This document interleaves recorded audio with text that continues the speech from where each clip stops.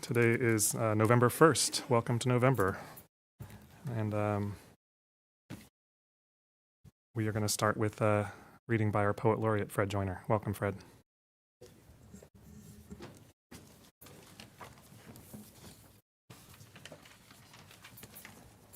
Good evening, good evening, good evening. It's good to be here with you all. I survived the chaos of Halloween that in my neighborhood. It's kids from everywhere, kind of. No, but it's cool. It's all good fun.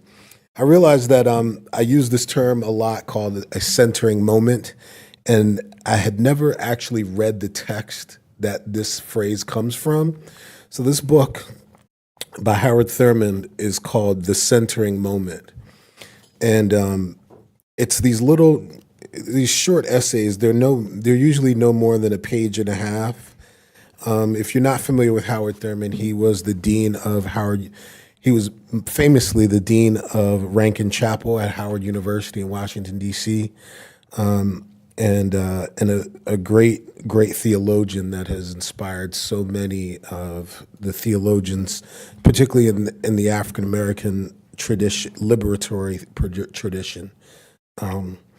And he, towards the end of his life, he was known as a mystic, mostly because he kind of eschewed the ideas of orthodoxy in Christianity and in favor of a more open kind of religious experience. And so he's written a bunch of books. And so this text here is the centering moment. And it's kind of like the inspiration for what I think I try to do here, is to bring a moment of calm and peace and reflection. This one I'm going to read today is number 29 in this book. It's called Forgive Us Our Blindness, number 1. And it's prose.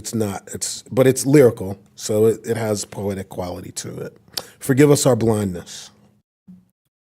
There are errors of the mind which make for bad judgment when things seem to be distorted, twisted, and misshapen. An innocent remark comes from us as the word that hurts, shocks, or makes afraid, turning a friend into an enemy. A decision made in utter haste before there is time for the wisdom of one's years to yield assent. A need is turned away from our door because we are sure that it is not what it seems. It is so easy to be taken in, or so it seems. Forgive us our blindness.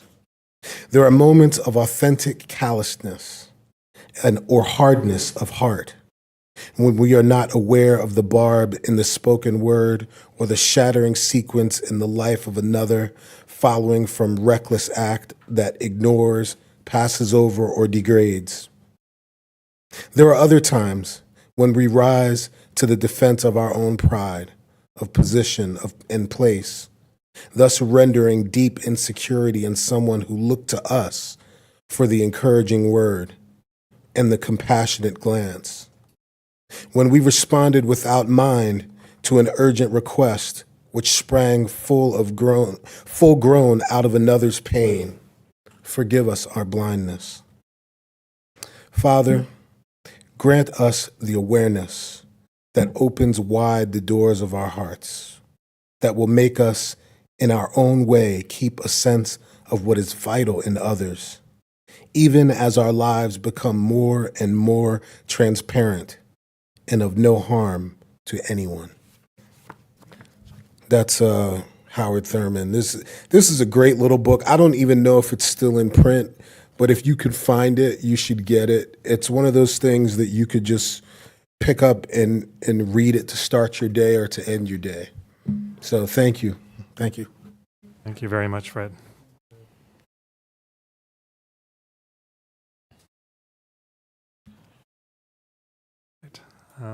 Mary, we're going to move on to upcoming meetings, please.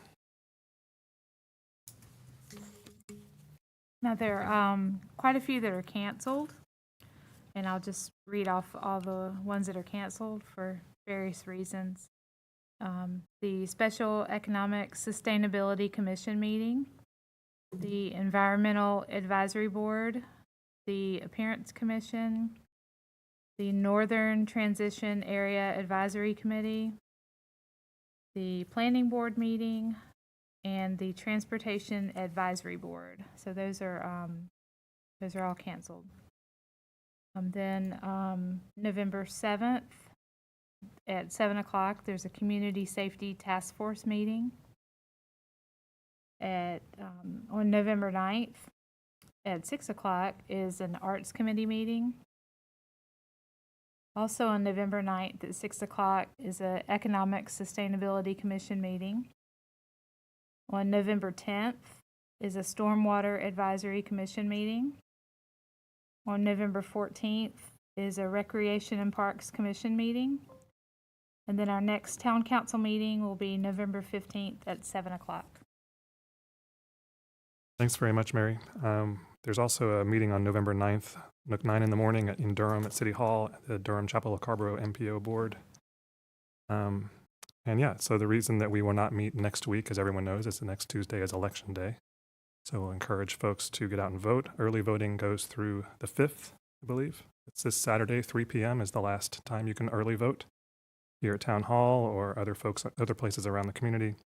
And then Election Day is next Tuesday, November 8th. So I think we can all agree it's hard to overstate how important this particular election is for the future of North Carolina. So please get out and vote.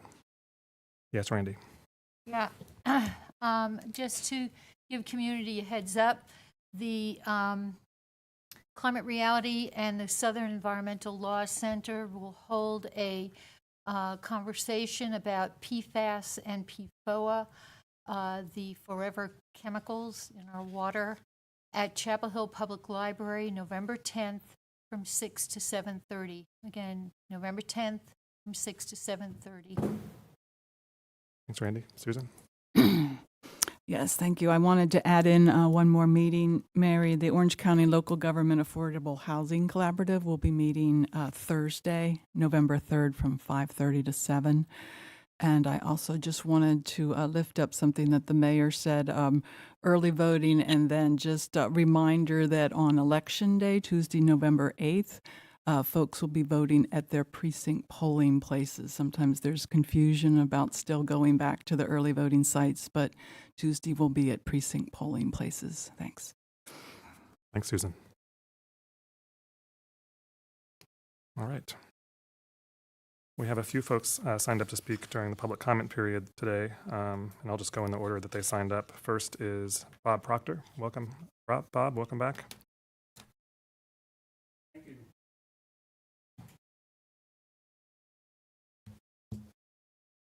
And Bob, as usual, I'll set the 3-minute timer for you and make vague hand signals at you when time comes. My new facial hair is vestige of the Halloween.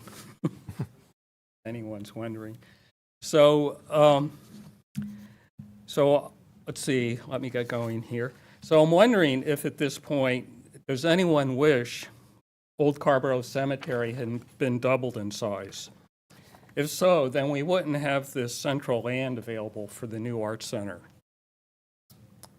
New graveyards go outside of town. No mourners walk to the Great Davy Graveyard. Here are 2 drive times from Hargraves Community Center in Northside.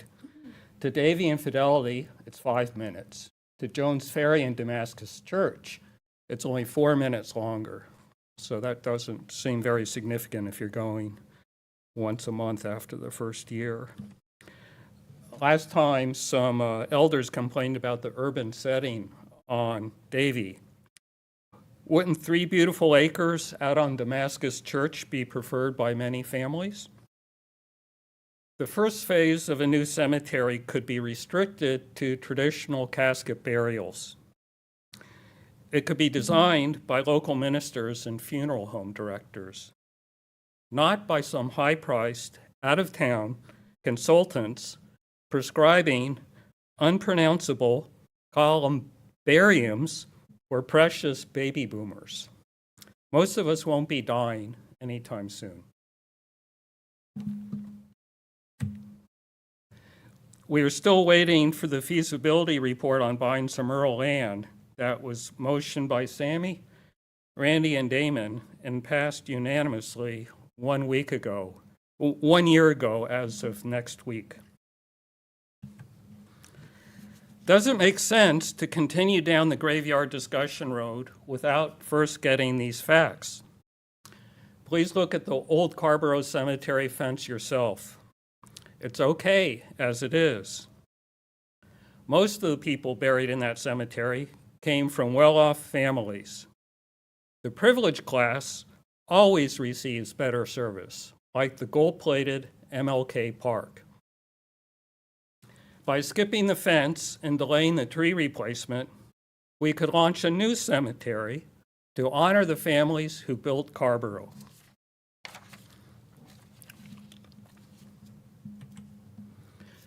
During the work session, other uses for the Fidelity open space were barely mentioned. But a top goal in the comprehensive plan is ensure all people have equitable access to parks and open space. The original Park Serve map showed that the Fidelity open space is in the center of that dark purple area, the highest priority area for new parks. This map is common sense. There aren't any parks south of Main Street that begin to compare to our 3 nice large parks north of Main. Bob, start wrapping up, please. Yeah, okay, I'll wrap it up. So to maximize the number of plots along Davie going to the families connected to this graveyard, please soon pause completing advance sales of plots for several months. Thank you, Bob. Good to see you again. I know that we're expecting an agenda item coming up eventually from the manager after they've taken some of the tasks that we gave them in our last work session. So we'll be looking forward to that. All right, I have Doug Brower also signed up to speak. Welcome, Doug.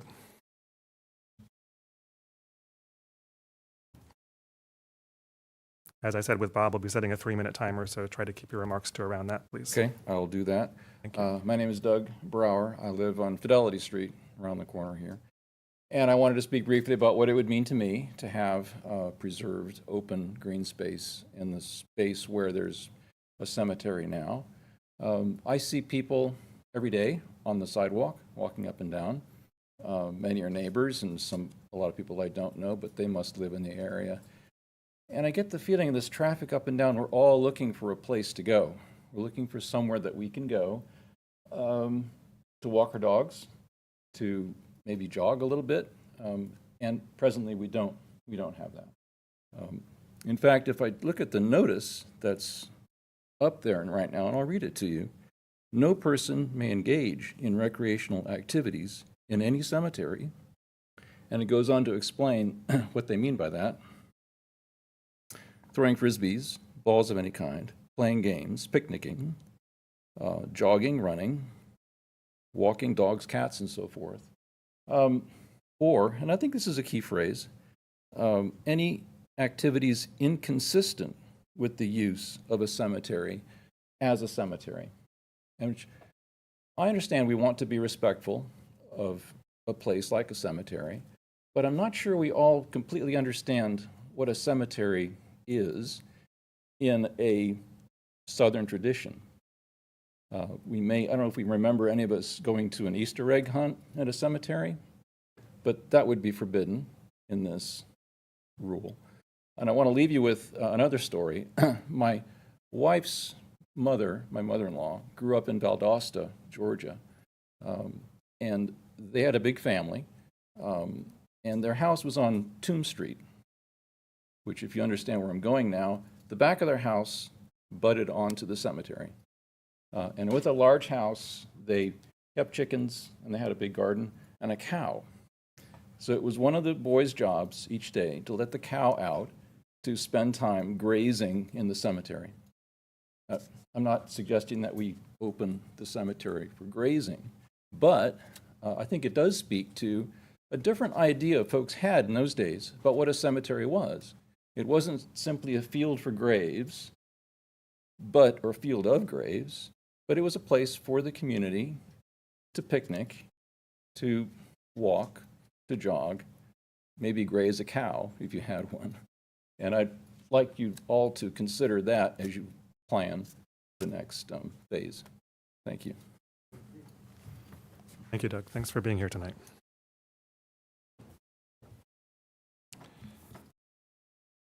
Okay, next up is Andrew Dykers. Welcome, Andrew.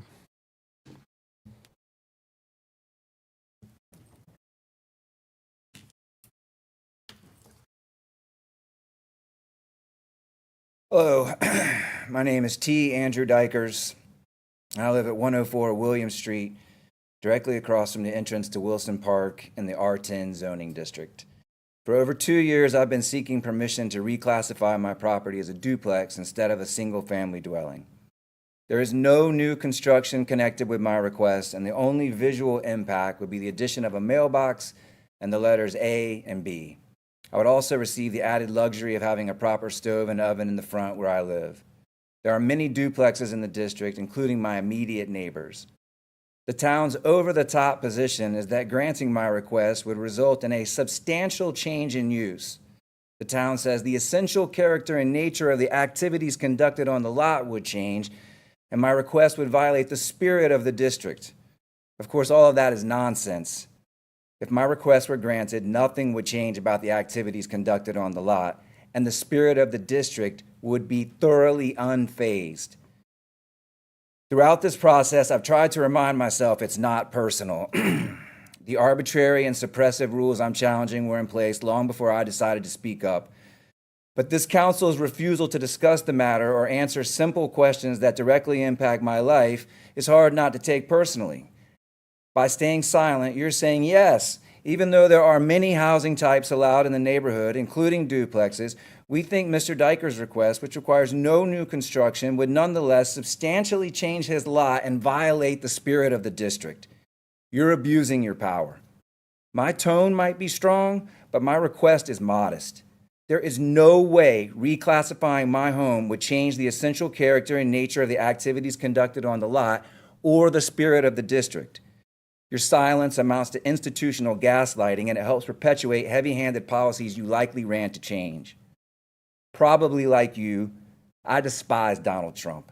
He's a racist, sexist liar who, among other things, uses his resources to hide behind procedural laws and claims of immunity and privilege. This council is doing the exact same thing.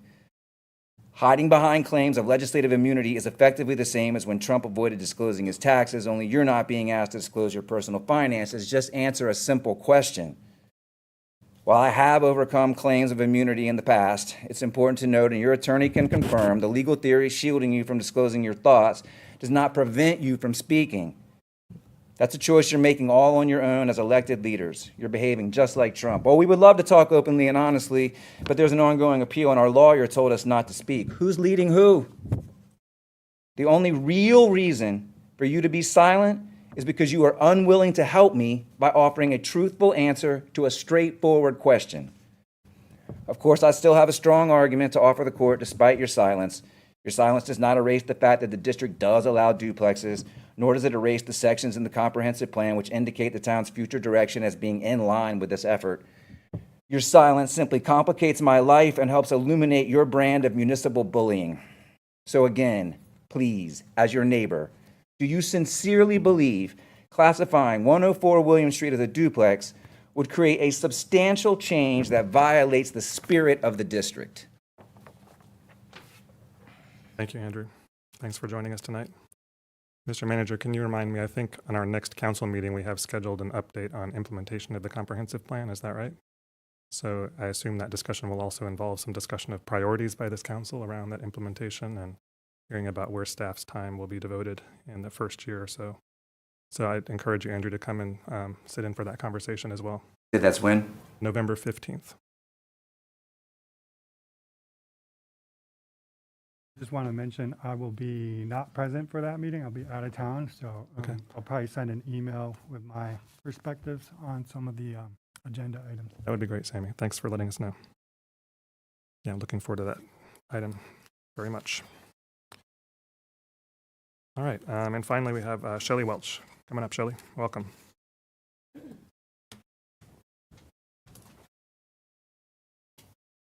It's nice to know I'm not the only one that sees you guys as bullies. Last Tuesday, I sent everyone on the council a 2018 case in which Orange County, Chapel Hill, and Carrboro, represented by Nick Herman, erroneously claimed easement rights to property on which Andrew and Bethany Slack's home is built. Nick posed 6 different legal arguments claiming rights to parts of the Slack's land. At first, he won, as a lot of people do in district court. Months later, the appellate court shot down every single argument the lawyers made, all 3 of them, and completely reversed the judge's order. Of course, as citizens, we paid for that, not you. In short, the Slacks won. They won against all 3 of you overreaching government entities. But was it actually a win? TOC brought an erroneous case against 2 innocent people, causing distress and financial hardship. This husband and wife with 4 children, one of whom was my kindergarten student, were strapped with tens of thousands of dollars in legal bills. Imagine if Carrboro did that to you. Even if the governments had lost, the lawyers' bank accounts would not have suffered. The town's bank account would have. Attorneys have no skin in the game of taxpayer money. When you abdicate your responsibilities as elected officials and put your entire trust in attorneys who are not elected officials, you fail to represent the citizens you are tasked to represent. You are not doing the hard work of thinking and deciding for yourselves. Like Nick, Martin Roop is not an elected official. He was hired under your watch, and he has not represented the LUO correctly in many instances, not just the Slacks. To state, as Mr. Roop has, that the LUO is nuanced about non-conforming uses like a mine is outrageous. But you are not outraged. Why? It's so interesting to hear this man come up here and talk about how you see his duplex as not conforming, but a mine can expand by an acre and, oh, hands off, it's nuanced. Many years ago, Tip O'Neill wisely stated that all politics is local. You each campaigned for your seats, and now that you are here, what are you going to do? Pass the buck to Nick and Marty, or do the necessary research to lead this town in the right direction? Violating the LUO is not leading the town in the right direction. The temptation to let someone else do the hard thinking and just tell you what to do is strong for human beings. But in America right now, we are knee-deep in buck passers. We are surrounded by folks who have forgotten how to think for themselves and why they should do so. Lack of accountability and an overabundance of power make for a very bad mix. You have handed the legal advisors of Carrboro a platter of power with nary an ounce of accountability. Who bears the burden of that? Carrboro elementary first graders do. The Slacks and their children do. People who can't find adequate housing do. My school does. Does Nick, Marty, Trish, you? No, you don't. You feel no burden whatsoever from the purchases you make in your position of power. Shelley, start wrapping You up, are please. no different than the current politicians at the federal level. A life worth living requires brutal self-honesty. Have you even dipped your toes in those waters? So when Nick advises you that the Merritt's gravel pit is not violating the LUO by expanding its non-conforming mine, think about the Slacks, think about their case, think about how wrong Nick was in 2018, and think about how wrong he is right now. Thank you, Shelley.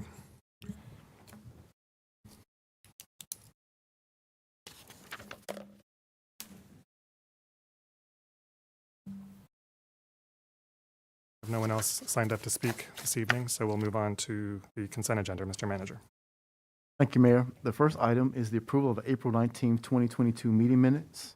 And the second item is the FY 22-23 first quarter budget status report. The purpose of this item is to provide the town council with a budget status report for the first quarter. Thanks, Richard. Entertain a motion to approve the consent agenda. I'll move. Moved by Randy, seconded by Eleazar, that we approve the consent agenda. All in favor, please say aye. Aye. Any opposed, say no. The matter passes unanimously. All right. I have a comment on the budget report. I just want to share that, this is one of those new reports that we are Right. getting that I honestly don't find value in that it's just kind of giving us where we are in terms of like how far the cup is going to be is filled, but we've already said how far the cup will be filled. So, and to take a bit of work off of staff plate, I would suggest we let them know that this isn't a necessary report for us. That's my perspective. Okay, thanks, Sammy. Mr. Manager, can you tell us about the requirements for these reports? Yes, it's a change by the Local Government Commission because of the town accepting electronic payments. We're required to bring this report to council. Oh, okay. Okay, got it. The new requirement of all Yes. municipalities, Yes. basically. I see. All right. I with your sentiment there, Sammy, for sure. But I'm sure the staff. Maybe we could share that with our legislative delegation, even though they're a minority right now, but it's something to say. Yes, Susan. Mr. Manager, I actually found really helpful it's just a very short email that talked about where revenues are the first quarter compared to the first quarter of last year, and where expenditures are first quarter compared to last expenditure of last year. And I'm not sure everybody got copied on that, and so that it was very short, but it was really helpful in terms of just knowing that there's not anything that's really out of whack right now. And so things are kind of moving along as expected. I was going to suggest maybe with these reports, that same really short summary in terms of how we compare to the previous quarter of the same quarter of the previous year. Thank you for that feedback. Yes, we can refine the report to make it more useful. Would that be one suggestion we can definitely provide in the next go around? In the narrative, we did give some comments around the narrative in the staff report as well. Thanks for that, Susan. And maybe council members, if you have similar kinds of recommendations for how maybe the report could be slightly more useful in the future, then let Richard know that. All right, we'll move on, Mr. Manager.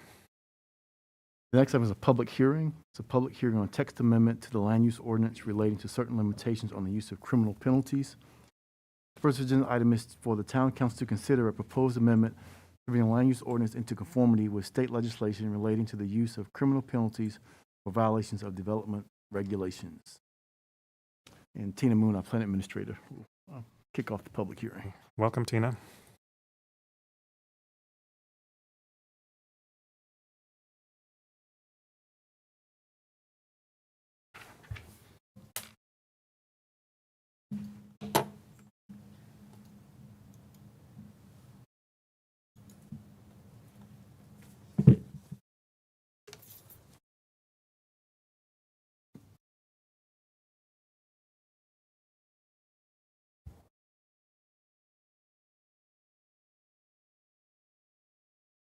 Good evening, everyone.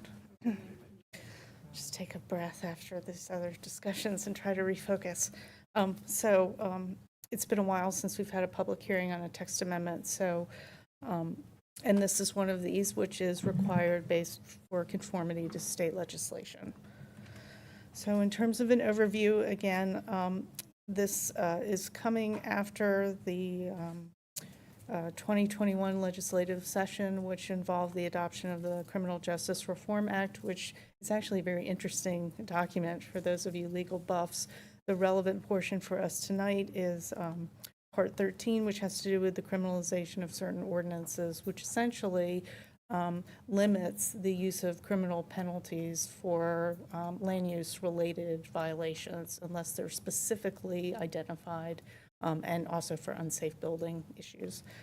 So with that, we prepared a draft ordinance. The planning board requested some strike-throughs to find this more clear, so I've done that. I'm not sure if it's more helpful. Everyone loves or a just- strike-through, didn't you know? It's a bit busy, but I've tried to identify what the relevant change is. And so this is, the struck out section is what is in the ordinance now. And I've put in red what is kind of the relevant point. It's this constitute a misdemeanor is what needs to go away. And so our town attorney has prepared this new subsection A, which indicates the only violation that's subject to a misdemeanor is subdivisions without plat approval. So it's essentially selling lots that haven't gone through the subdivision process. Tina, Tina, I'm sorry to interrupt. Can you mind pulling the microphone a little bit over? There you go. Thank you. Sorry. The change for subsection B, as you can see, again, with the red word also, is quite small. And that was essentially the point of doing this. There was some confusion at the planning board as to the descriptive sections or provisions that are under subsection B. So we've added some additional language in the actual text amendment ordinance to clarify that those are to remain. The other two subsections, C and D, also remain intact. So the provision is really the removal of the word also and the rewording of subsection A. As you know, text amendments are legislative decisions, so a public hearing is required. This did go on only to the planning board as well as to Orange County. Their comments are in your packet. There is a resolution for consistency in your packet. This is the new format, so there's some, if you are comfortable moving forward with that, there's some things for you to do to fill that out. And then the draft ordinance is also in your packet. So with that, I'm happy to answer questions unless the town attorney has some comments to add. Thanks, Tina. And I don't have anyone here signed up to speak, unless Scott wants to come up. This is a new member of our Economic Sustainability Commission, by the way, everybody. A few meetings ago, staff brought forward a number of other amendments to the town code that were related to this new legislation. Those were approved by consent agenda, and I'm assuming the reason this one has to be subject to a public hearing is because it's the land use ordinance. That's right. So That the is other ones correct. we could just kind of get through the process without even discussing them, but this one we have to hold a public hearing. Correct. Any questions for Tina about her presentation or for Brady?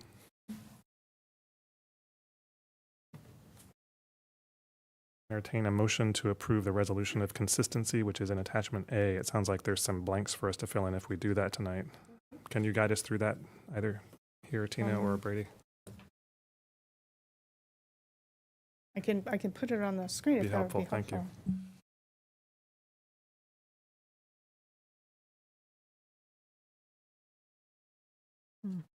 helpful. So there's an opportunity to go through this and identify whether you find this is consistent or inconsistent. That's the first question. Oops. In section 1. Make this a little. And then, I'm sorry, I'm not used to this kind of a layout. Basically, we're just indicating that it's consistent. That's right. So there's two places to address that for consistency. So we're doing section by section, Mayor. I think you can just do the whole resolution Do a and whole clarify thing. in your motion that you're marking this as a change as consistent with the land use ordinance. I'll move that we do. Thank you, Barbara. Thank you, Randy. So it's been moved by Barbara, seconded by Randy, that we adopt the resolution of consistency in attachment A, indicating that it's consistent with the land use ordinance. I'll move attachment B. Let's vote first on this Pardon me, first one. Here's the second section of there for you approve. Okay, great. Thank you. Any further discussion on this first motion around resolution of consistency? All in favor, please say aye. Aye. Any opposed, say no. Matter passes unanimously. So we also need to have a motion to approve the draft ordinance. Motion by Randy, second by Susan to approve the draft ordinance. That's attachment B. Any further discussion? All in favor, please say aye. Aye. Opposed, say no. It also passes unanimously. There you go. Brand new land use ordinance of sorts. Thanks very much, Tina. Thanks for making that easy for us.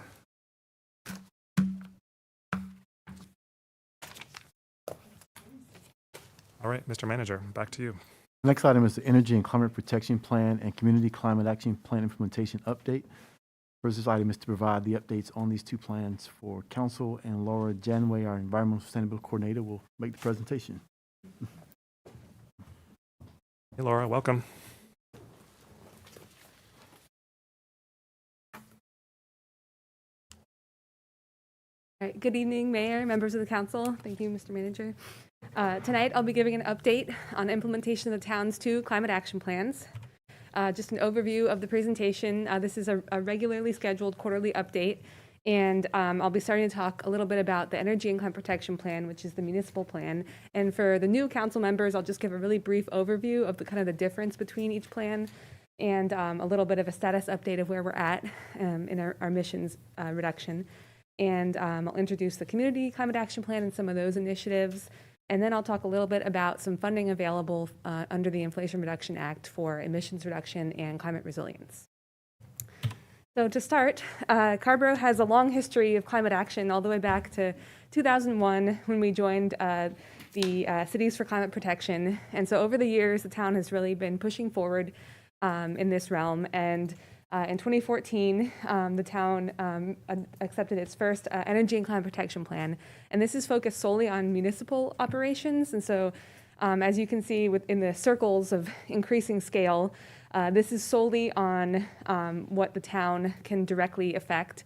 And so if you think of all of the emissions in Carrboro as a big pie, the ones related to local government, schools, and transit are only about 6 or 7%. And then the ones that the town of Carrboro can directly impact, like our buildings and our fleet, those are only around 2%. So this is a smaller scale, but there's still a lot that we can do to reduce our emissions. We have a goal of reducing these emissions by 80% by 2030, and that's 2010 levels. Reducing 2010 levels of emissions 80% by 2030. And so the section of this plan focused a lot on our lighting. Our lighting constitutes a lot of our energy use, and in 2019, we transitioned all of our streetlights to LEDs, and that reduced our electricity usage, I think, almost 17%, so it was really significant, and we're continuing to look at ways in which we can update all of our lighting and ways that we can reduce emissions in all of our facilities and really get a big holistic look at our fleet with an upcoming fleet study that we're going to have done. We're going to be releasing that RFP very soon. We're working on the final edits right now. The plan also talks a little bit about how the town can support the community sector and the importance of our urban forests. And over the years, there's been several tools that have come out that have allowed us to work to quantify the impact of the urban forests and the carbon sequestration. And there's a new tool that came out recently through ICLEI that allows us to quantify it, and I'll discuss the impact of that a little bit later. But it's been pretty significant that we can now quantify a lot of these really different aspects that really relate to all of our emissions. And so a few initiatives that we have going on the municipal side of things are we completed a grant proposal to the most recent round of the Orange County Community Climate Action Grant Program, and that was to request additional funding for a solar array on the west roof of the 203 project. Last year, we did receive funding in the FY 21-22 round for part of that array and the green roof, and we're hoping that we can get some more towards that array. We also are finalizing the position description for a staff member to collect organics at the Carrboro Farmers Market. We have a partnership with Orange County where they pay for the collection of the compost material, and we staff and provide someone to help make sure that no one's putting anything that can't be composted, because that would really affect it for the composting company that collects it. And we're also hoping this staff member can provide some good outreach on food waste and how that can impact your emissions and your footprint as well. And as I mentioned earlier, we are going to be releasing that RFP soon for our alternative fuels analysis, and we've incorporated the feedback that you provided at my last update in that, and we're hoping we can get a really good look on different ways to move forward to really help meet the goals in our climate action plan related to our fleet. Next, I'll be talking a little bit about our community climate action plan. So this is our second climate action plan that was updated in 2020. And this also has a similar goal of an 80% reduction in 2010 levels of greenhouse gas emissions. And this plan has 6 different sections focused on community integration, buildings, transportation, renewable energy, food choices, and ecosystem protection. So there's also the resilience piece in there as well. And as you can see, the scale in that, the circle on the right, the scale is widened. And when we do the inventory for this, we look at the boundaries of Carrboro. And so just a little bit of a snapshot on where we're at when we do these inventories, we do municipal and community inventories every few years to make sure we're benchmarking, keeping track of exactly where we're at, and working towards our goals. And in the last year, we had a graduate student who, for his capstone project, helped us with our most recent community inventory. And he also helped us incorporate something that we hadn't been accounting for before, which was fugitive methane emissions. And that's where, when natural gas travels along a pipeline, some of the methane escapes. And it's something that goes into the atmosphere, and we weren't accounting for its greenhouse gas effect. So these numbers do account for that now. And so we've kind of widened the scope of our emissions. And we also have a dietary emissions inventory as well, which is not incorporated into here, but it's a little bit separate since we only have 1 year of data so far. But we've been refining the survey questions, and we'll hopefully be keeping track of that as well, and redoing that inventory. And so over on the right, just a little bit of where we think we'll be towards the end of next year, with some projections looking at all of the initiatives that we have with the climate action budget and other town budget initiatives, as well as looking at the carbon sequestration of the trees that I mentioned before. And we found that the trees will sequester almost 7,700 metric tons per year, which is around almost 6 or 7% of the community's total emissions. So it's pretty significant, and we'll be continuing to refine these numbers as we implement projects through ARPA and through the comprehensive plan and the climate action plans as well. And so a little bit of detail about some of our community initiatives right now. This month, I think, marks the first full year of the climate action team. It's been a great success. I think that their focus on helping staff with outreach has been really effective. I feel that they've got a lot of great enthusiasm and ideas, and it's been really helpful to have just extra people at events to really talk to everyone, and the grassroots part of climate action is really important, and just kind of talking to people and behavior change. And so I think it's been really effective to have that advisory board.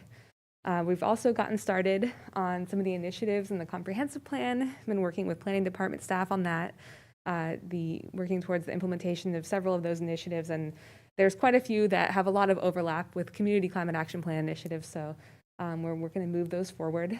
We also have an initiative called Solarize the Triangle going on right now, which I'll go into a little more detail on the next slide. But it's basically a group purchasing program where you can get a really great discount on solar just through group participation. We also have 3 working EV charging stations right now. The ones we got funded through the grants were activated earlier this year, and we've been working on grant materials for a 4th charging station. We're hoping to apply for funding for that as well.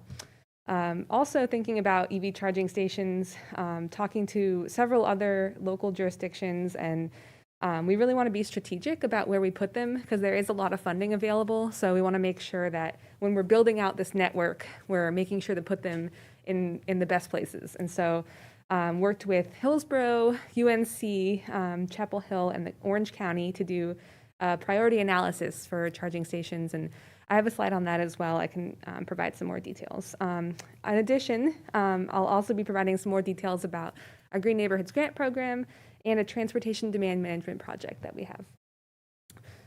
And so Solarize Carrboro, this is an initiative that's ongoing right now. We started in August. There's 11 municipalities around the triangle.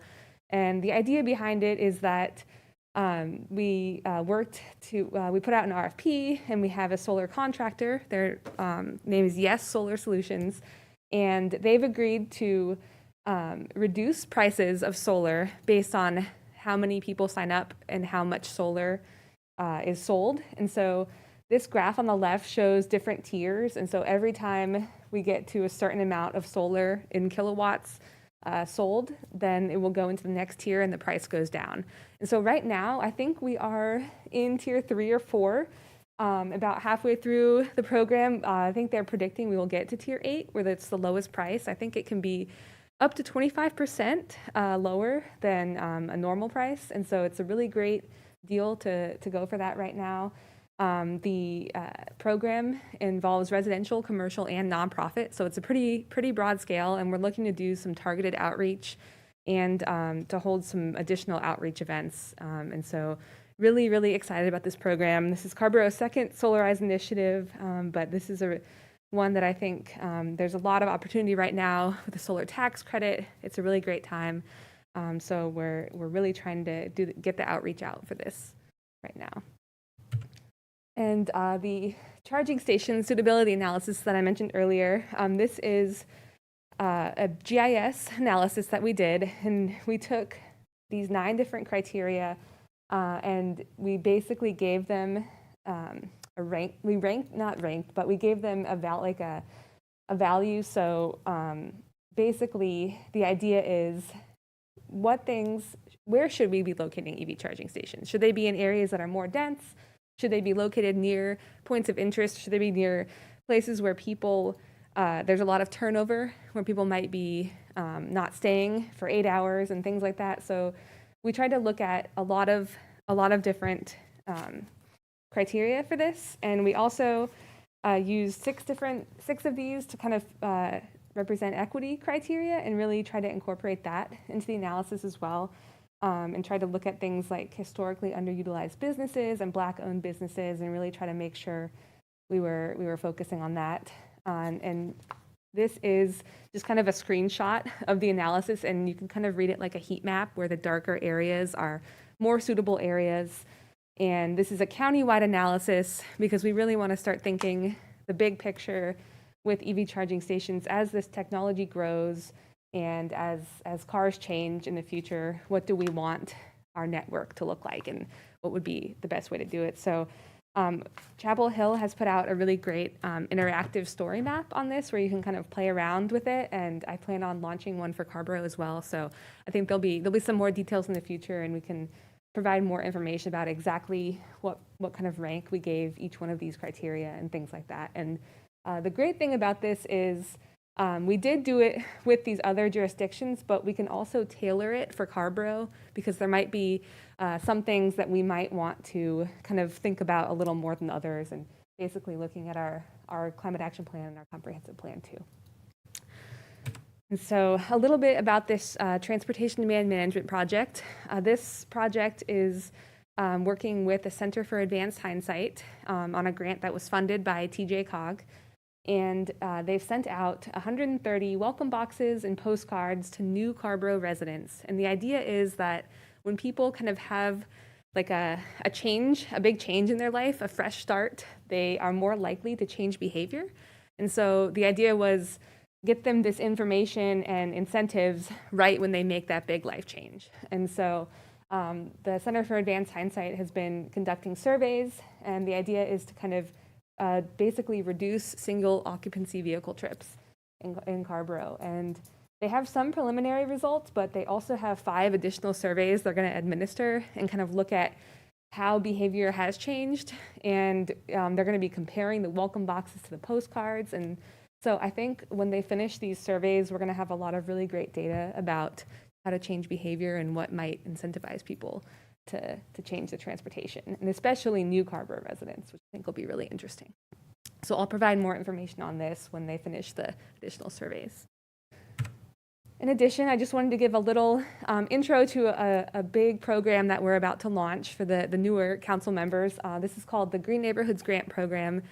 And the idea behind this program is that we really want to get people talking, working with their neighbors, and just building neighborhood capacity. There's a lot of residents in Carrboro who are already doing a lot of really great things related to climate, composting and outreach and education and invasive species removal. And we want to try to start harnessing this and just getting people together, connecting them. And we're going to be providing grants for up to $2,500 for residents to do a project that will either reduce emissions, help enhance ecosystem resiliency, or contribute to awareness and engagement for climate action.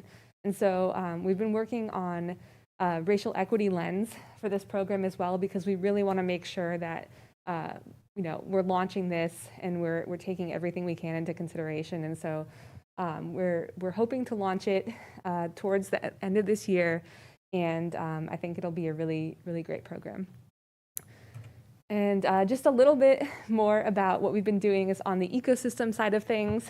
We've had several invasive species removal events. We had a virtual program about invasives in Carrboro, and we've held some volunteer removal events as well. We had an Eagle Scout who worked to plant trees in Anderson Park in our riparian restoration area. And that's what this picture is from. We had a big volunteer day in June to plant those trees, and we successfully kept them alive all summer through the hot summer. And so the trees are doing really great now.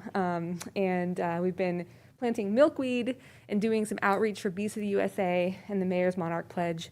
In the next few slides, I just have a couple photos of these events just to share all the great work that's been done. This was the Eagle Scout project, and planted some very large caliper trees for that event. It was really, really great morning. And this is just a before and after of that riparian restoration area in Anderson Park. As you can see beforehand, this was mostly just turf grass, and that little area along the bottom right, there's a little bit of water, and now you can really see it's just grown in, and it looks really great, and there's always a lot of wildlife down there, so it's been really great to see the change and continue to track it as well.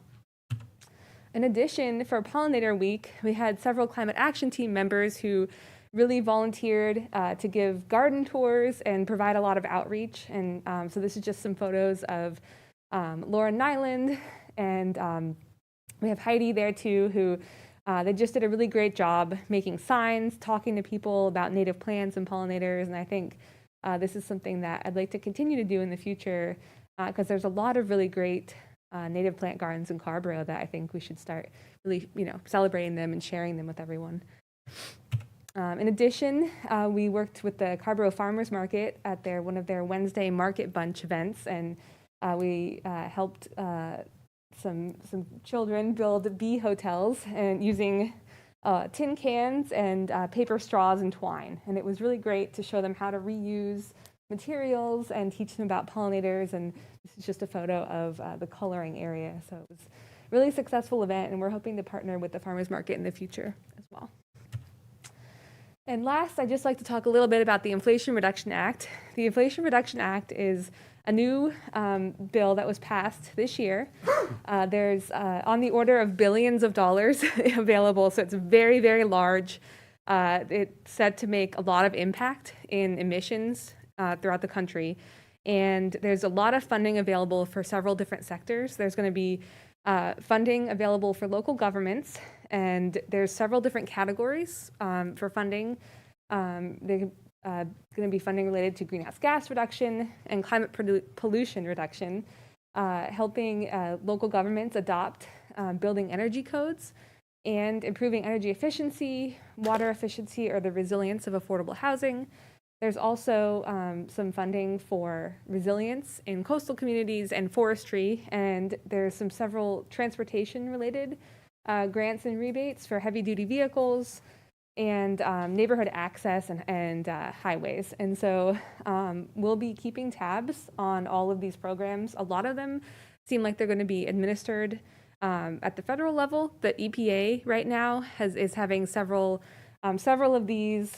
There's a green bank right now they're working on. They have it open for comments. They're going to have some information sessions. And so we're really going to be keeping tabs on this as they develop these programs and kind of figure out the details and the timelines as well. There's also going to be several programs for states. The federal government will be giving this money to the states to run these programs for energy efficiency rebates for homes. And residents will also be able to get tax credits for electric vehicles and for energy efficiency and weatherizing their homes.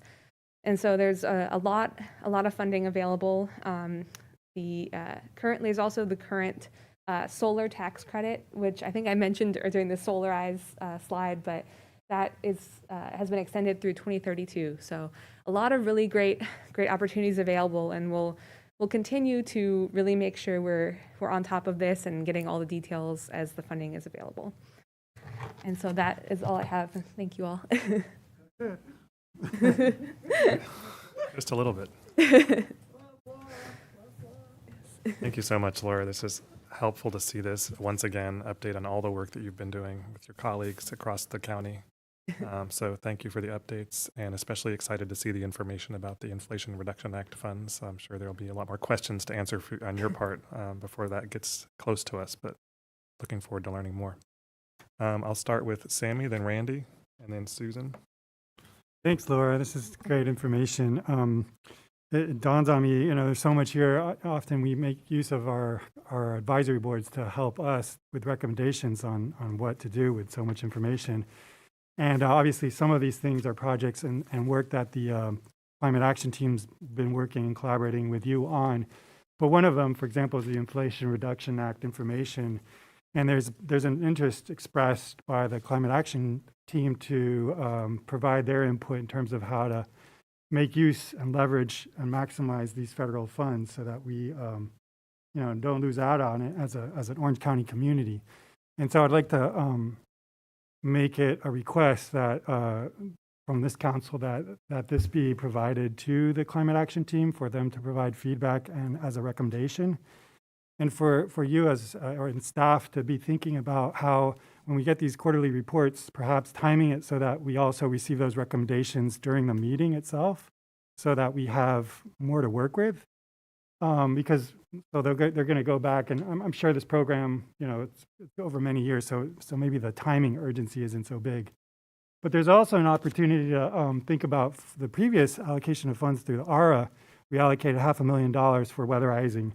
And we need to think of how to develop that program in a way where we're leveraging the ARA money, but also the Inflation Reduction Act money and the existing programs such as like the home repairs that we do locally, and then the state's weatherization assistance program, which I believe is also being augmented with this money.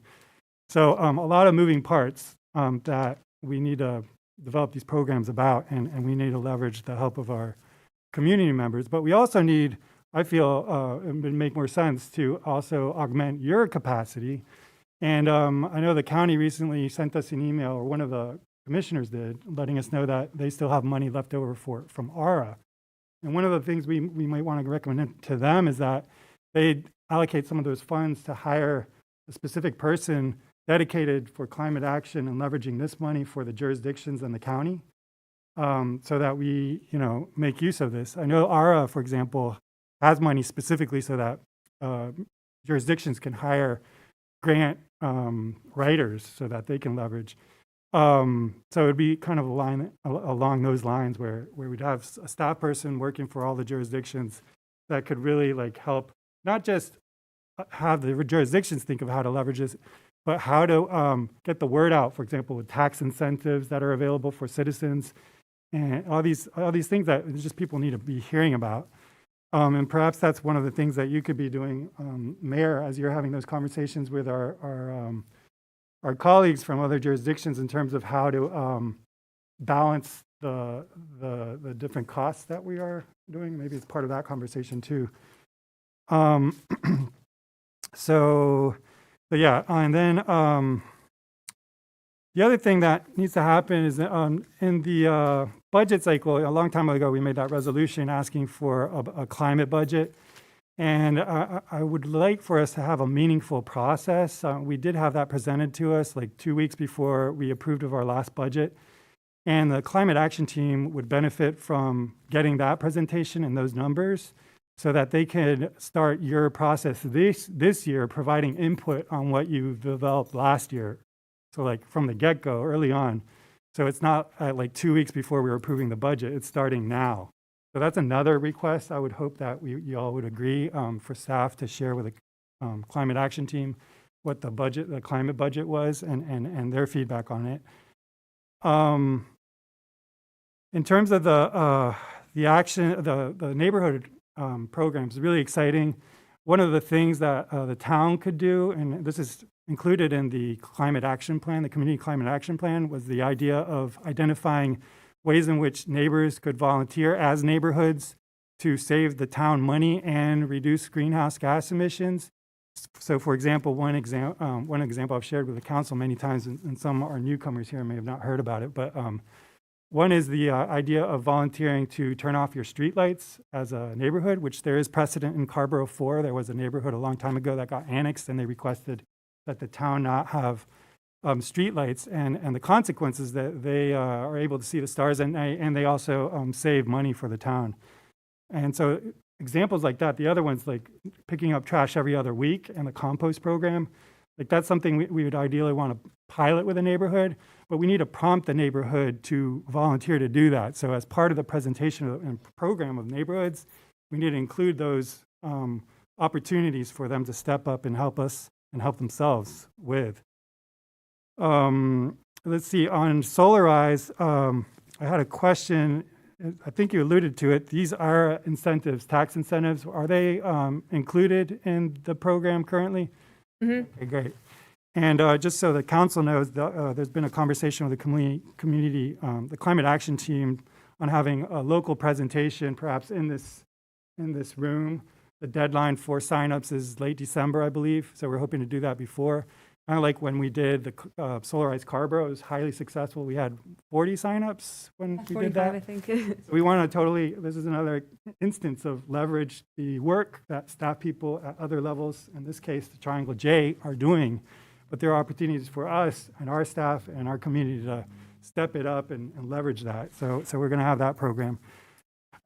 Question on the 203 parking deck solar array. So there's the west side, but then there's also the parking deck. And I believe we had funds as part of our loan that were for that purpose. And maybe that was part of the RFP that we did for solarizing all our buildings. Can you remind me, is that part of that? Maybe it's a question for the manager. I might have to defer to manager on that. Yeah, there is funding within the 203 financing structure for solar panels. And where are we with advancing on that project?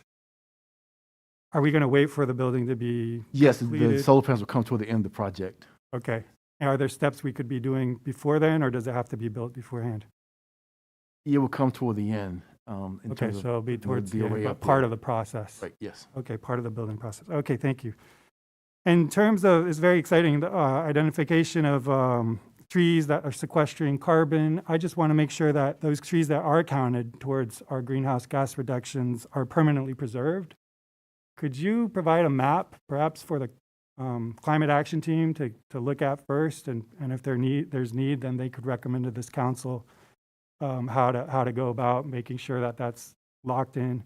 Because the last thing we want to do is count trees that are potentially going to get torn down and developed. And then, Mr. Manager, status of our environmental planner. We keep having the setback of staff, great staff losses taken by other jurisdictions or other circumstances. They're leaving. Is that in process of that person being being hired? Yes, I'm not certain the ad has gone out yet, but it should be out fairly soon if not. Okay, great. Will we have a chance as a council to review the RFP for the alternative fuel? Is that going to be something that will come before us for review as a consent agenda item?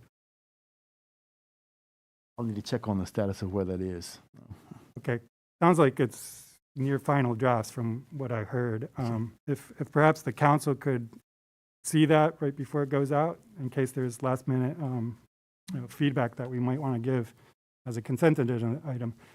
We had a presentation on transportation demand management, the funds that Triangle J provides and that we piggyback with in Chapel Hill. And one of the questions I had was whether there's more money that we could access. And staff responded that was more of a function of us asking for more. Given that transportation demand management is such a big opportunity in terms of our climate action plan, what we've identified for where impacts are, and it's a low-cost opportunity, I think we need to really look at that in a comprehensive manner, so it's not this piecemeal, and allocate like what are the actual reductions as a program, as opposed to these like events that don't necessarily have very clear associations in terms of impact on greenhouse gas reductions. So that's... Amy, can I respond to that one? Sure. We did get a presentation a couple of years ago or so at the MPO board, because those money's going to come through that route in some way. I forget now exactly how that happens. Yeah. About sort of program-wide impact. So I'll try to dig that up for you. See Yeah, I mean, and so that's on that scale, but we need to translate that on our scale to tie it to our goals. And because, you know, Laura did a great job in kind of breaking down the impact of various programs and greenhouse gas reductions and their costs. And that's what I'm getting at. Is like, let's make that link with Triangle J's money and not leave it up to, you know, we're not getting more money because we're not asking for it, but rather we're maxing out all our money because we've asked for all of it. Does that make sense? Okay. And then I had a question about these charging stations, Carrboro Plaza. It sounds like there's an interest in expanding it. I'm curious about the drive behind that interest. I know that Piedmont Electric has a boundary, a limitation for where its service is in Carrboro. And I was wondering if that's partly why it's in Carrboro Plaza, because Carrboro Plaza, according to your heat map, isn't one of the brightest red, and it would make sense to maybe do expansions elsewhere. But is that one of the reasons why it's Carrboro Plaza? I think my understanding is that it's one of the most utilized stations in their Okay. network, I think. And so they're just based on the usage, I think. Okay, great. Those are all my questions or comments. Thank you very much. Thanks very much, Sammy. We'll move on to Randy and then Susan. Thank you, Laura. Your work with the town has just catapulted us into a whole other realm. And I can't tell you how much we appreciate the data construction and mining that you and your team have done, and the way you've guided the climate action team through the moving from the task force to the actual teamwork. So thank you, thank you. I only have a couple of things, but let's see.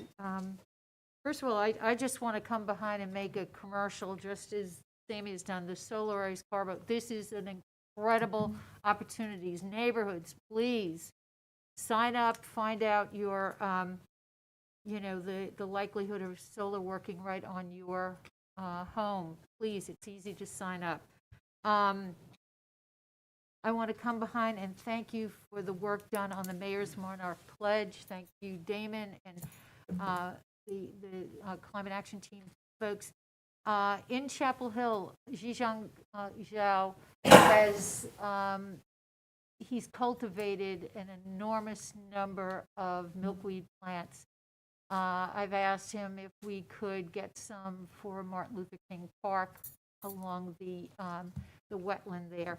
So, you know, I'll put him in touch with you. Folks in the community are very excited not only to plant the milkweed, but also to be part of doing the plantings. There's great interest in the ecological landscaping, and I don't know if folks are familiar with Doug Tallamy's work, his initiative in the Homegrown National Park. Durham has a National Homegrown Park that is part of that program, so I'll make sure to send you a link for that.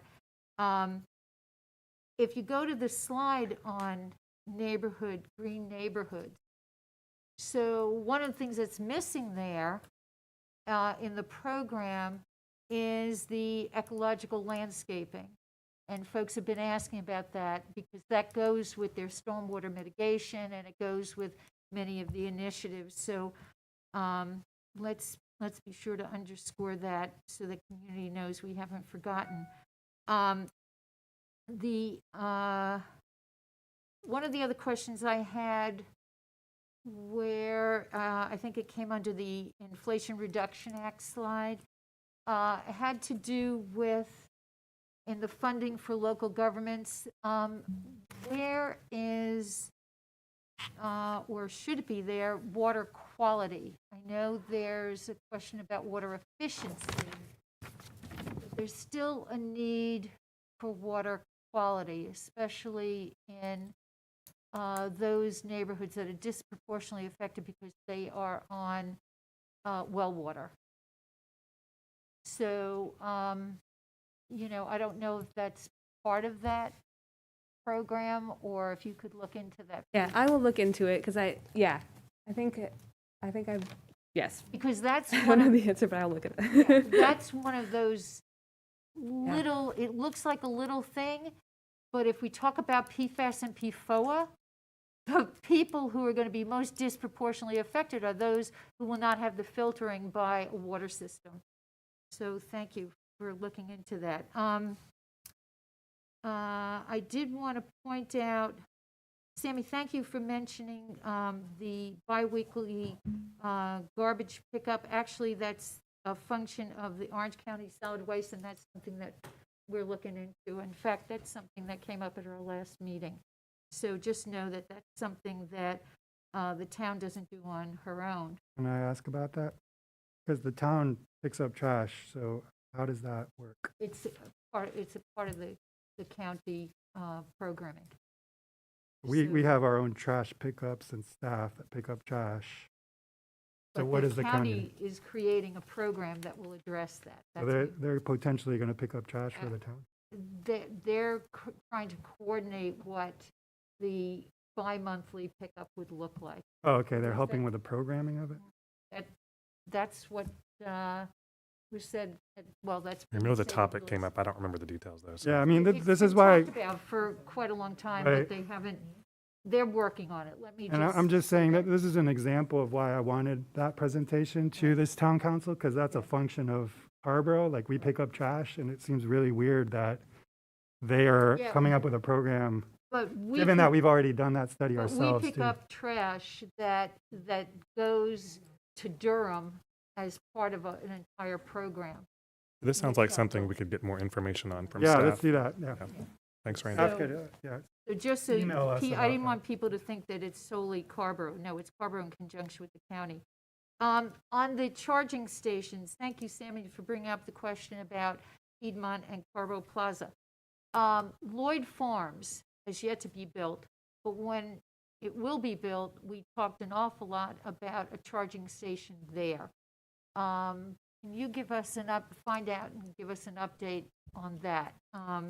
Because, you know, that's just another area. I did think that heat map was kind of interesting because essentially it showed where, you know, the population is high and where there's a lot of business, meaning downtown Chapel Hill and even downtown Carrboro. You know, I'm wondering how going forward we can get a better sense of where the stations are most used or where there's need to increase the number of stations. So for example, Martin Luther King Park has 2. You could probably use 3 or 4 there. Here at Town Hall, oh my God, I mean, we could use a half dozen. So, I'm just raising that question for that reason. And finally, thank you, and the team of folks who worked on getting the information from ICLEI on the 7,700 metric tons. That's tremendous, and it's it just really speaks to what a difference it makes in not only how much carbon is sequestered, but how much is pulled out from the total emissions. So again, thank you so much, and I really appreciate these reports. Thank you, Randy. Next up, I have Susan. Good evening, Laura. Yeah, I couldn't be more thankful as well for all of your work on this, and I think you're doing the work of about 5 people right now. So hopefully you'll get at least one more person to help you out before too much longer. I have just a few comments. First, I wanted to say that I really love this idea that Sammy had about using these undesignated funds at the county level to go toward a grant manager who could help all of the townships in the county sort of navigate some grant opportunities with the Inflation Reduction Act. And it would be really nice if that person or another person could be helping residents of Orange County apply for some of these tax credits, and then rebates, the weatherization, energy efficiency credits. I think CAT will do a great job letting people know that these things are available, but it would also be really nice to have somebody maybe at the county level to help people actually navigate that process there. There was a slide on the EV charging station suitability analysis. And I didn't see anything in the criteria about, about economic development. I mention that because it seems like placing a charging station at an area where people have time to kill, and so they're going to go to the grocery store or the coffee shop or grab a sandwich and spend some money while they're waiting for their car to get charged. And so I was curious, do any of those categories include something about economic development, or was that just sort of not considered as one of the criteria? Yeah, and I should have elaborated a little more on that one, because the number 2 criteria, points of interest, that's where we basically took all those different categories, and stores, different types of stores were included based on how long people might stay at them, and we rank them. So we went through and had categories of 1, 2, or 3 based on whether we think this is somewhere, a point of interest where people might spend, might have a high turnover, or like you said, go maybe spend a couple hours. And we looked at, I think the average length of time someone uses the charging station here at Town Hall is right around 2.5 hours. So we kind of tried to think about that sweet spot as far as those types of businesses. And so that category is where we had probably the most work ranking different types of things. Okay, great. Thank you. That helps a lot. I just realized, Laura, I'm sorry about this. Could we go back to the slide on the Inflation Reduction Act? I also really appreciated Sammy's comment about trying to leverage the $500,000 that we'll be spending on the weatherization of low moderate income homes with perhaps some of this Inflation Reduction Act funds.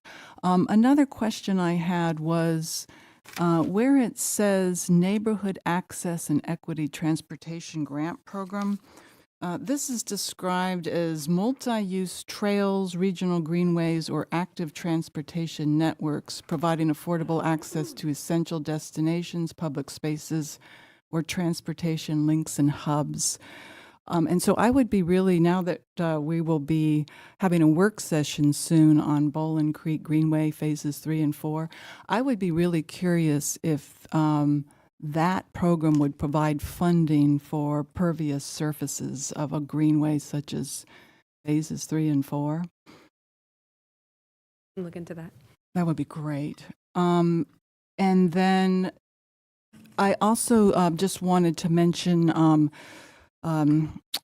you had said in your report that staff was finalizing documents for a new program that would allow volunteer supervision of the invasive species removal. I know we had talked about this. The idea would be that a volunteer could oversee that effort as opposed to staff needing to be on site. I think this is something that they're already doing in Chapel Hill, Hillsborough, as I recall, that just volunteers can be out doing this work, and it would create more opportunities to be doing the invasive removal while also not having quite so much on your plate and staff's plate in terms of needing to provide that presence. So I was just wanted to weigh in that I really would support anything that can help sort of move in that direction for you as well as in the invasive plant removal. And finally, I just wanted to say I had a chance to attend the EV rodeo, and there was really just a terrific display of electric vehicles, the cars, motorcycles, bicycles. And there was also a really great turnout there. So I wanted to thank Randy for her work organizing the event and also paving the way for our sponsorship of that event, because it really did turn out to be a really great community event. So, but anyway, thank you again, Laura. I really appreciate it. Thanks, Susan. I just had one quick question, Laura, and that is on the programs for residents under the Inflation Reduction Act. Yes. These are funds provided directly to households or individual applicants. Yes. So do you have any more information about how that works? So, for example, this idea of, the town is making this ARPA investment in weatherization, for example. This program appears to be funding directly to individuals. How would we think, is it something that individuals apply for directly, or is it coordinated in some way through agencies or local governments? Yeah, that's my understanding, is that I think this would be run through state energy offices, and I think people would apply through that. Okay, so this might get into kind of what Sammy and Randy were talking about in terms of coordinating with the state program and making sure that we're all putting our money where it's going to matter most. So, yeah, thanks.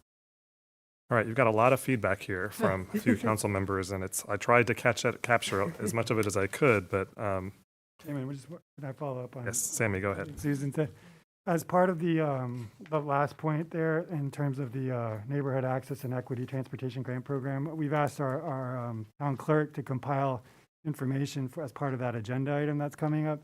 And I just want to make sure that that's included as one of that whatever details there are about that point is included as part of that agenda item that Wesley's compiling. Thanks. Thanks, Susan. Thank you, Laura. Right, So yeah, there's thank no you. action requested by the council, but you've got a list of items here. And I actually would encourage, I know 3 council members in particular, Sammy, Randy, and Susan, had some lists of items. And maybe you would think about sharing those with Laura directly after the Yeah. meeting. I'll email you. Thanks, Laura. Great. Thank you all so Thanks much. very much.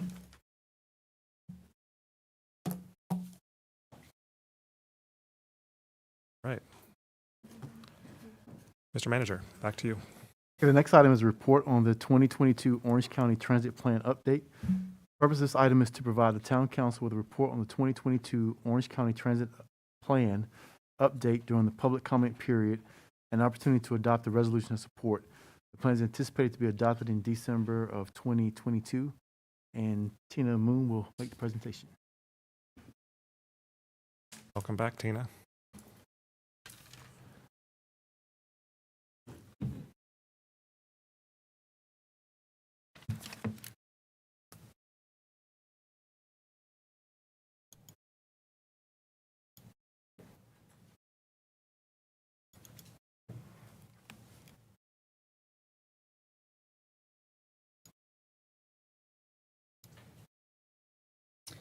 Okay, thank you for the introduction.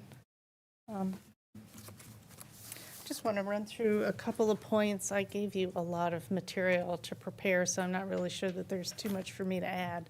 But I would like to just offer a couple of highlights. And again, the purpose of this really was just so that, particularly for the new council members, you were aware of this undertaking that was going on. We're approaching the finish line now. And if you wish to provide some type of resolution just to support that, there's an opportunity to do that. We also know, just from talking with folks, that there's more residents who are interested in these types of topics who follow the council agendas than perhaps the MPO agendas. And so during the public comment period, we wanted to help get the word out that this was moving forward. At a glance, I think it's pretty self-evident the purpose of a transit plan is to help guide public investments for transit, bus service, and one of the things that's been really helpful for us here with our transportation infrastructure projects is associated capital projects for things like sidewalks, greenways, things that are within a certain proximity to a bus stop or some other transit facility. Funding comes from 4 designated revenue streams, which I've listed there. For those of you who are really interested in the history of transit funding, there's a really good summary in the 2017 plan, as well as going back to the 2012 plan, where it talks about this originating from legislation from former Governor Perdue. So really interesting, long effort of this region of trying to come up with funding for public transit.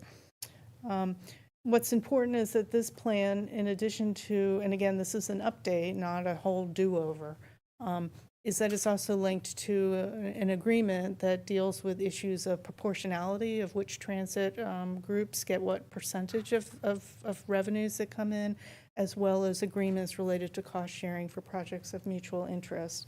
It also speaks to the need for regular updates. So I think the general rule is 4 years, unless there's something else that requires a change based on something related to the financial model.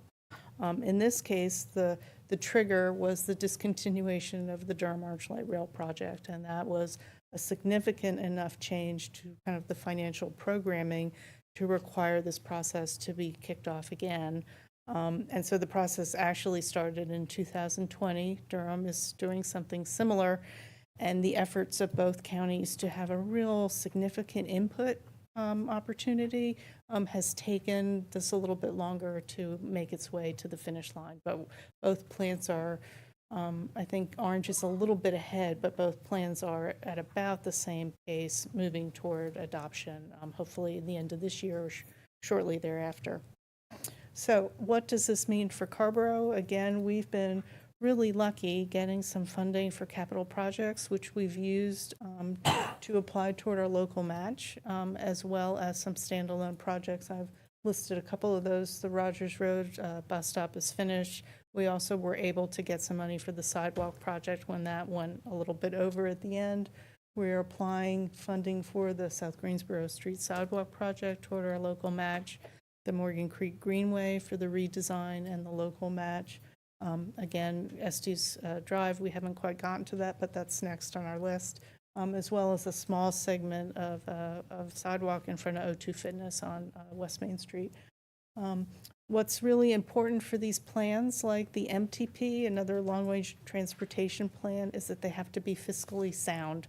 So what you see in the plan is essentially a snapshot of the projected revenues, but those are constantly being updated. And so the new projects that are identified in the plan are those that can be accommodated after the existing already programmed projects are accounted for.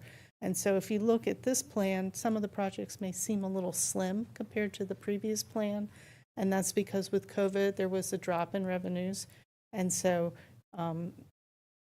things are a little, I don't want to, trying to frame this the right way, they're being conservative. And so the expectation is that there's a section at the end about unfunded priorities for the wishful thinking. If revenues are up, we'll begin to tap into some of those other projects. And so that's kind of the way it's framed, you know, focusing on some of the smaller scale projects. I think it's also important if you compare this plan to the 2017 plan, the way it's laid out is quite different. The underlying emphasis on race and equity and the way it's woven into the plan, I think is really quite nice. It makes it a much more readable document and a very important one in that regard. Jumping ahead, these are the new projects that are identified. They're mainly service. Some of these were identified in Chapel Hill Transit short-range transit plan, but they were not able to be implemented because of funding. There's two capital projects identified having to do with pedestrian connections, crosswalks, and so forth. There's also kind of a long-term vision, which is, again, beginning to think long-term about regional connections and then working toward funding as that funding becomes available. Also, again, touching on these unfunded priorities, we brought some ideas before the council, and I'm pleased to say that so far they have all been included in the plan. And hopefully there'll be an opportunity to advance some of those. Again, Morgan Creek Greenway, that match is so important for us when looking at other federal funding sources. And then finally, next steps. There's a resolution in your packet if you'd like to take a look at that. Orange County is looking at this tonight, so there's been some discussions about the financial model. I think Orange County will be talking about that tonight, and they may be talking about it as we speak in terms of how they feel about that. Then it will go back to the other two parties. It will go back to the MPO and finally to Go Triangle to their executive board for adoption. And so with that, I'm happy to answer any questions. Thanks for that quick update, Tina. This is a really important update to the transit plan, and I want to appreciate Barbara for representing the council on the steering committee for the plan. I also had an opportunity to sit in a couple of times and hear that conversation, and they were making some really great, important decisions for the future of local and regional transit, including, I think one thing that you mentioned in your report was the addition of some identification of some additional funds that could be applied to the Chapel Hill Transit North-South BRT project. So that gets us much closer with that very important project to being able to submit an application to the Federal Transit Administration for a full funding grant agreement. Barbara, go ahead. Thank you, Mayor, and thank you, Tina, for the presentation.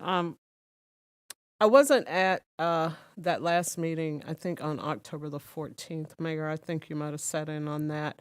And that's where the conversation came up about the 15 million for the BRT. Is there some clarification needed about that tonight? Or I know Susan, Mayor Pro Tem Romaine had a question about the right. wording. Susan had an email question. So that $15 million is monies that were identified in the transit plan revenue projections after they updated those projections. So it's not Town of Carrboro. Yeah, I was just hoping there could be clarification on that language, because when you read it, maybe it was just me. If it's just me, that's fine. It just seemed like Carrboro was responsible for the $15 million, and I was like, I can take a look at that. Or it maybe the language needed tightening just a little bit. I did support that clarification within the resolution, but also just to clarify that 15 million as a last resort is from the entirety of the plan, and the projected revenues cover that. Okay, so grants first, plan revenues, which are projected to cover that gap as a last resort. That's right. I mean, the idea is that because we'll also be applying, meaning the MPO and so on, will be applying for funds through the state's prioritization process, and the idea is that they would be funding a significant share of the cost, and that therefore we might not require all or any of the 15 million additional from the transit plan. But that sort of remains to be seen, because that prioritization process hasn't really started yet. Let me just get us honed in on this 15 million passage and the resolution that Susan raised. That Carrboro Town Council expresses support for the request from Chapel Hill Transit for 15 million. Maybe we just front for $15 million of additional funding from the transit plan, or something along those lines. Yeah, we've prepared, when you're finished with your discussion, another option that might be to add that as one of the whereas clauses, just to clarify that. So we have that as an option, if that's something you'd like to talk about. Are there any other questions for Tina before we move on? Randy? And then Sue. First of all, Barbara, thank you for representing, and Tina, thank you for the report. My question is, and I guess maybe Barbara, you can answer this. Has there been any discussion within the transit planning for the county of expanding some arm of microtransit that includes the potential for non-traditional entrepreneurial enterprise by other folks who can undergird transportation on demand? And so I know there was a lot of discussion and interest about the mobility on demand for the more rural parts of the county, which very supportive of and feel like, we need that. Is that close to what you're talking? It's close. It's another part of it. Give me an example. An example is, some folks were asking me, well, what, and this is going back during the pandemic when we were Zooming a lot. Well, what can we do to create opportunities for folks to have businesses where they could, for example, use a church van and take folks. Well, you and I have had that. Take folks to DPAC or to downtown Durham or to wherever, based on a group of people who want to do something together, or even just people who are put together who want to do something that are going to a similar destination. And right now, none of the plans are really looking at how to be supportive. So where does that conversation come in? So you're talking about chauffeured or coach type group?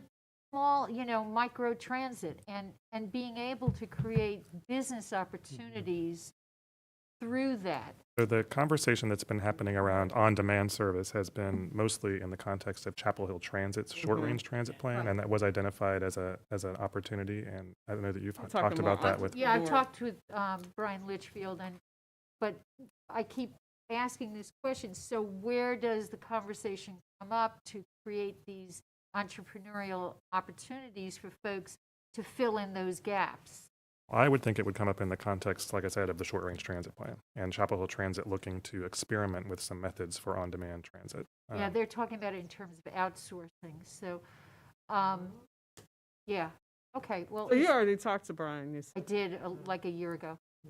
But I mean, this is something I want to keep looking at because this is supportive of non-traditional entrepreneurial enterprise, and it's also BIPOC businesses, and it, and I just want to cross-pollinate discussions of opportunities, so. And looking for a space there. Yeah.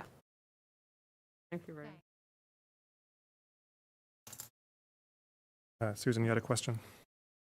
Yes, thank you. Thank you, Barbara, for serving as our liaison.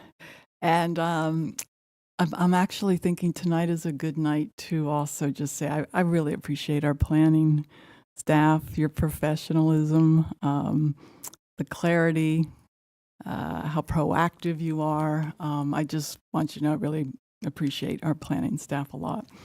My two questions. First of all, Tina, it says for federal share, it has right now, it looks like our funding request would be 80% federal, and then 20% would come from local state level, if I have this right. Project are you talking about? Oh, I'm sorry. This is the, This is for the bus rapid transit, yeah. Are we having any discussion on that tonight, or is just focusing on the transit plan? Well, the bus rapid transit project is one of the kind of big projects within the transit plan. Yeah. It sounds like the transit plan is already funded. The bus just an update, but the bus rapid transit still is needing funding. Do I have that right? And provides a portion of the BRT project's funding. But the vast majority of the funding, like with most of these big capital projects, will come from a federal grant. Okay. My question is this. This is just because I don't know enough about the funding, but it seems like students, employees at UNC Hospital, UNC Chapel Hill are riding transit, I imagine thousands every day. I don't know what the number is. And this means that the university, the hospital are having huge savings in terms of parking decks and other parking infrastructure. Are they contributing to this, or have they been asked to be contributing toward the transit plan, toward bus rapid transit? Sorry. That's maybe going back to this first slide may be helpful. So the transit plan itself is funded mainly from these revenue sources, which are from everyone, really. And then there's also some state and federal funds which come in for various projects. The three parties, the town of Chapel Hill, Carrboro, and UNC, are part of the Chapel Hill Transit Partnership, and so the three parties contribute to the annual budget, if you would, and so they are contributing in that way. Just to clarify that the BRT project is a Chapel Hill Transit project within, or managed by Chapel Hill Transit within the Orange County Transit Plan, and so it is in fact UNC is in fact the largest share of contributing funding to that. Project. Okay. And it's that's right. I thought I was looking at something with the financials, and it was just listing the Orange County Transit tax and the spot funding. So that helps me. I understand now. I mean, Puzzle that we all have to put together for transit funding in this country, which is wild, but here we are. Yeah, I think this is a strategy of being able to account for that money so that the federal grant the federal grant application can move forward, that they can show a commitment to come up with this 20% local match. I think the expectation is that they would continue to look, and that they're already looking for that other funding so that they don't have to tap into this other amount from the Orange County Transit Plan, but it's a backup so that they can show at the time of the application that they have the money. I see. The folks with the Durham Orange Transit Plan did something similar for their application. So I would assume that the higher the percentage of the local funding, the more competitive the grant application. Not necessarily. Not necessarily. Pretty much a standard 80-20. Yeah. I got you. Can we move on to look at the language you prepared for us, Tina? Danny, do you have a question? Or okay.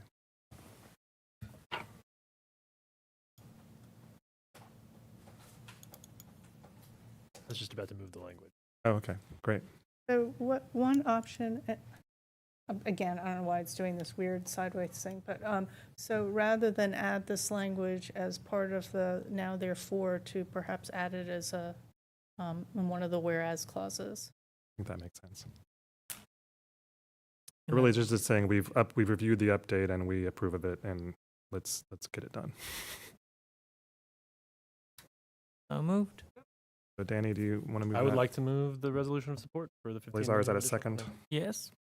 Moved by Danny, seconded by Eleazar, that we adopt this resolution endorsing the transit plan update. Hopefully, discussions are going well up in the county commissioners meeting. That's with the addition of this language. That's what this version you're seeing on the screen here. Thank That's you, right. Peter. Yeah, thanks for being so Thanks for accommodating. doing that. Okay, if there's no further discussion, all in favor, please say aye. Aye. Opposed, say no. The matter passes unanimously. That's the last item on our agenda tonight, Mr. Manager, I believe. Do you have anything else for us before I go to Sammy? No. Sammy? Yeah, I just wanted to acknowledge the top deck of the 300 East Main is a great place for watching sunsets during the hurricane. A lot of people were up there. And I was surprised, I had a police officer come by and he kind of cleared the deck. And I just want to get feedback from town staff in terms of what that was about and why. I think if anything, we want to encourage people to appreciate beauty, especially in spaces that are empty, like the upper deck of that parking deck. And I believe it was something along the lines of loitering. But we've also had the precedent in town of not doing loitering because I think there are issues with the state law in that regard. But also we just want to focus on if there are issues up there, then on the individuals who are doing those issues, as opposed to penalizing the whole community because of those single individuals. So just a request for you, Mr. Manager, to send us an email in that regard, and to be thinking about how we could encourage people to continue doing appreciation of nature and beauty. Thank you. So, Mr. Manager, if we could just understand better why people haven't been allowed to gather there. I've had the same experience, Sammy, and my understanding is it's because it's private property. That's the main issue, and that We're the leasers of that. portion of it. But in any case, we'll get some answers from the manager about the status of that. Thank you. Anything else? I'll entertain a motion to adjourn. So moved. Moved by Danny, seconded by Randy, that we adjourn. Congratulations, everyone. We made it. It's before 9 o'clock. Vote.